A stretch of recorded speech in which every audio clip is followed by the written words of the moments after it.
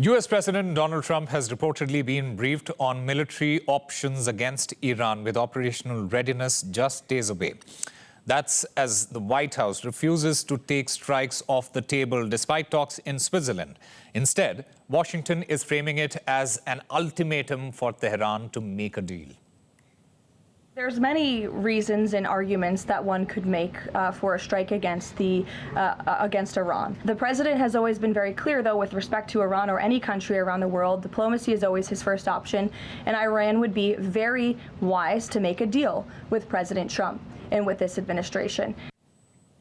In contrast, Iran has described the last round of indirect talks in Geneva as being more constructive than discussions earlier this month.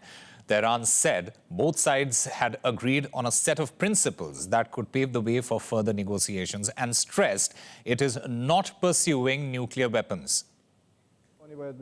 How should we make it clear that we are not pursuing, and will not pursue, a nuclear weapon? They can verify this in any way they choose. If they genuinely want Iran to not have a nuclear weapon, we are ready to accept whatever verification measures they require. One element Iran genuinely is working on is defense cooperation. The Middle Eastern nation has announced drills with Russia to strengthen its strategy and influence at sea. The exercises are set for later this month near Oman. Backing Tehran, Russian Foreign Minister Sergei Lavrov said Moscow supports Iran's right to peaceful uranium enrichment, blaming Washington's withdrawal from the 2015 nuclear deal for the current escalation.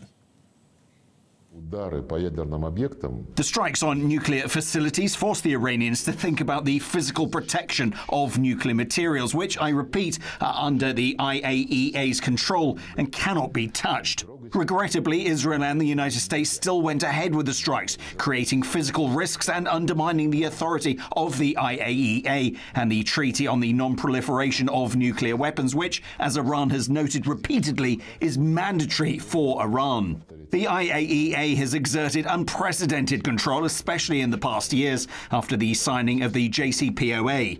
Iran was never found violating the Non-Proliferation Treaty or its agreement on guarantees with the IAEA.